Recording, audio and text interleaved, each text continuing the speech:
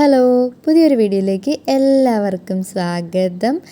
ഇന്ന് ഞാനൊരു cooking video ആയിട്ടാണ് കേട്ടോ വന്നേക്കുന്നത്. അപ്പോൾ പെട്ടെന്ന് തയ്യാറാക്കാൻ പറ്റുന്ന ഒരു സാമ്പാറിൻ്റെ റെസിപ്പിയാണ് കേട്ടോ. അപ്പോൾ നമുക്ക് വീഡിയോയിലേക്ക് പോവാം. ഒരു കേരള സ്റ്റൈലിലുള്ള തനി നാടൻ സാമ്പാറിൻ്റെ റെസിപ്പിയാണ് ഞാൻ കാണിക്കാൻ പോകുന്നത്. അപ്പോൾ അതിന് വേണ്ടിയിട്ട് നമുക്ക് വീട്ടിലുള്ള എല്ലാ പച്ചക്കറികളും യൂസ് ചെയ്യാം. സാമ്പാറിന് ഉപയോഗിക്കുന്ന എല്ലാ പച്ചക്കറികളും എടുക്കാം. പിന്നെ സാമ്പാറിലേക്ക് വേണ്ട ഒരു മെയിൻ ഇൻഗ്രീഡിയൻ്റ് ആണ് പരിപ്പ്, സാമ്പാർ പരിപ്പ്. അപ്പോൾ ഞാനൊരു 3 ടീസ്പൂൺ സാമ്പാർ പരിപ്പ് എടുത്തിട്ടുണ്ട് കേട്ടോ. നന്നായിട്ട് വാഷ് ചെയ്തിട്ട് വേണം പച്ചക്കറിയിലേക്ക് ഇടാൻ. പിന്നെ ഒരു 2-3 കറിവേപ്പില, പിന്നെ ഒരു 1.5 ടീസ്പൂൺ മഞ്ഞൾ പൊടിയും കൂടാണ് കേട്ടോ ആഡ് ചെയ്തേക്കുന്നത്. ഇനി നമുക്ക് വേണ്ടത് ഒരു 3/4 ഗ്ലാസ് വെള്ളമാണ് കേട്ടോ.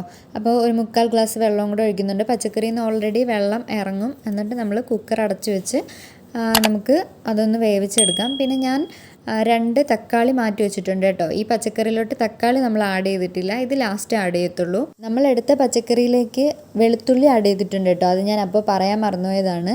ഇനി നമുക്കൊരു പാത്രം വെച്ച് പാത്രം നന്നായിട്ട് ചൂടായി വരുമ്പോൾ കോക്കനട്ട് ഓയിൽ ആഡ് ചെയ്ത് കൊടുക്കാം. എണ്ണ നന്നായിട്ട് ചൂടാവുമ്പോൾ നമുക്ക് അതിലേക്ക് വേണ്ട കടുക് ഇട്ട് കൊടുക്കാം കേട്ടോ. കടുക് എല്ലാം നന്നായിട്ട് പൊട്ടി വന്ന ശേഷം നമുക്ക് ഒരു വറ്റൽമുളകാണ് കേട്ടോ ഞാൻ എടുത്തേക്കുന്നത്. ഒരു വറ്റൽമുളക് 3ആയിട്ട് മുറിച്ചതാണ്. പിന്നെ കുറച്ച് കറിവേപ്പില, കുറച്ച് ഉള്ളി, ചെറിയ ഉള്ളിയാണ് കേട്ടോ. ഇത് 3ഉം നമുക്ക് ഇതിലേക്ക് ഇട്ട് കൊടുക്കാം. എന്നിട്ട് നന്നായിട്ട് അതൊന്ന് ബ്രൗൺ കളർ, ഉള്ളിയെല്ലാം ഒന്ന് ബ്രൗൺ കളറായി വരുന്നവരെ നമുക്ക് നന്നായിട്ടൊന്ന് ഇളക്കി കൊടുക്കാം. ഇപ്പോൾ ഏകദേശം എല്ലാം ഒന്ന് ബ്രൗൺ കളറായി വന്നിട്ടുണ്ട്. ഇനി നമുക്ക് വേണ്ട പൊടികളൊക്കെ ചേർത്ത് കൊടുക്കാം. ഫസ്റ്റ് തന്നെ മുളക് പൊടിയാണ് കേട്ടോ. ഞാനൊരു 2.5 ടീസ്പൂൺ മുളക് പൊടിയാണ് ആഡ് ചെയ്യുന്നത്. ഇനി നമുക്ക് വേണ്ടത് മല്ലിപ്പൊടിയാണ്. അപ്പോൾ ഞാനൊരു 1.5 ടീസ്പൂൺ മല്ലിപ്പൊടി ആഡ് ചെയ്തിട്ടുണ്ട്. പിന്നെ സാമ്പാർ പൊടിയും കൂടെ ആഡ് ചെയ്തിട്ടുണ്ട് കേട്ടോ. സാമ്പാർ പൊടി ചേർക്കുമ്പോൾ കുറച്ചും കൂടെ നമുക്കൊരു മണവും ടേസ്റ്റൊക്കെ ഉണ്ടാവും. അപ്പോൾ അതിന് വേണ്ടിയിട്ട് സാമ്പാർ പൊടിയും കൂടെ ആഡ് ചെയ്തിട്ടുണ്ട്.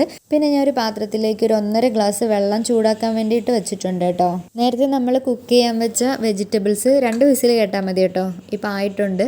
അപ്പോൾ അതിന് നന്നായിട്ട് ആവിയൊക്കെ പോയിട്ട് വേണം ഓപ്പൺ ചെയ്ത് നോക്കാൻ. അതേ ഇപ്പം നമ്മുടെ ആ ഒരു പച്ചക്കറി എല്ലാം നന്നായിട്ട് വെന്ത് നല്ല കുക്കായിട്ടുണ്ട് കേട്ടോ.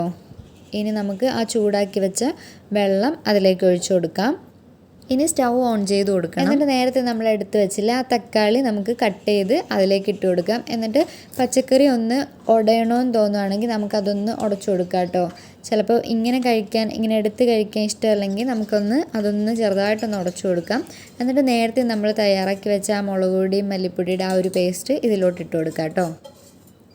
എന്നിട്ട് ഇതെല്ലാം കൂടെ നന്നായിട്ടൊന്ന് ഇളക്കി യോജിപ്പിക്കണം. അപ്പോൾ ഞാൻ 2 ചെറിയ തക്കാളിയാണ് എടുത്തിട്ടുണ്ടായിരുന്നത്. അപ്പോൾ അതുകൊണ്ട് തന്നെ ഞാൻ കുറച്ച് പുളിയുടെ വെള്ളവും കൂടെ എടുക്കുന്നുണ്ട് കേട്ടോ. എനിക്ക് ഇങ്ങനെ ചെയ്യുമ്പോഴാണ് കുറച്ച് കൂടുതൽ ടേസ്റ്റ് തോന്നിയിട്ടുള്ളത്. അപ്പോൾ പുളിവെള്ളം ഒഴിക്കാൻ താല്പര്യമില്ലാത്തവർ ഒരു 3-4 തക്കാളി ഇട്ടാൽ മതി, പുളി ഉണ്ടാവും.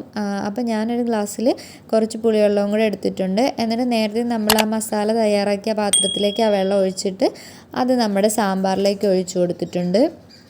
എന്നിട്ട് നന്നായിട്ട് ഒന്ന് ഇളക്കി യോജിപ്പിക്കണം. കണ്ടില്ലേ, ഇപ്പം നമുക്ക് എത്ര തിക്നെസ് ആണോ വേണ്ടത് അതിനനുസരിച്ച് നമുക്ക് വെള്ളം ഒഴിച്ചു കൊടുക്കാം. പിന്നെ നമ്മൾ ഇതുവരെ ഉപ്പിട്ടിട്ടുണ്ടായിരുന്നില്ല കേട്ടോ. എന്നിട്ട് നമുക്ക് ആവശ്യത്തിനുള്ള ഉപ്പും കൂടി ഇട്ട് കൊടുക്കാം. എന്നിട്ട് നന്നായിട്ട് ഉപ്പിട്ട് ഇളക്കാം.